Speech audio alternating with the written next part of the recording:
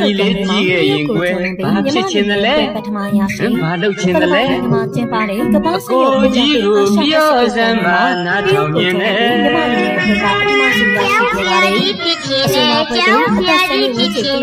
ဟုတ်ပြီကွယ်ဖြစ်ရမယ်ဟဲ့မင်းကကိုကွယ်တရင်ကြောင်စက်တင်ဘာလ18ရက်ကနေစက်တင်ဘာလ20ရက်ရည်ရွယ်ချက်လည်းကောင်းတယ်ကြိုးစားရင်ဖြစ်ပါမယ်ဟေးမတကြီးမင်းကိုပြောစမ်းပါဦးကွယ်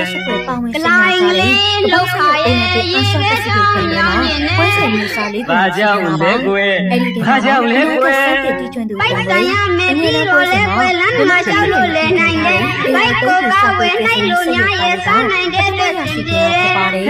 ဟေးမင်းကတော့ကြည့်ရင်ဘာများဖြစ်ချင်လဲဇက်လိုက်မင်းမလို့ချင်တယ်ဇက်လိုက်မင်းမလို့ချင်တယ်အလိုလျောက်ဖြစ်မယ်မင်းရုပ်ရည်တကယ်လာတာဇက်လိုက်ဖို့ကတော့သိကြတယ်သိပြီကြတာဟုတ်ပါမင်းကတော့ပြောပါကွယ်မင်းကတော့ပြောပါကွယ်ရှင်တယ်ပထမဆုံးကိုထိုက်ထိုက်တန်ရရှိကြပါတယ်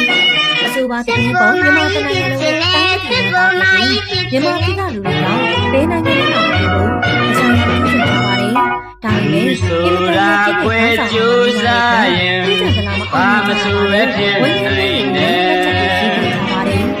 ပိုပြီးချက်ပြီးတော့ကောင်းတာကလက်စပ်ပြန်ရချင်တာအင်တာနက်လေးရေးပါနေချင်တယ်နော်ကိုအဖြစ်ကြီးအပေးလို့နေနေတာလေဒီလိုရတာတကယ်တော့လေဒီစက်ပြန်ရနောက်ဝဲကောင်းတာမဖြစ်လိမ့်မယ်ပညာရေးကလက်ချက်ပညာရေးကလည်းပတ်သက်နေတယ်ပိုတော့မဆိုးအောင်တကယ်ဝဲဒီမှာလို့ကြိုးစားတဲ့မြန်မာပြည်ပလက်ဆောင်ရှိတယ်လို့ဆိုတော့လက်ရည်နေနေတာပါပဲကိုယ်တည်းရောစက်ရုပ်တန်းတော့တရုတ်ကိုယ်ကြောက်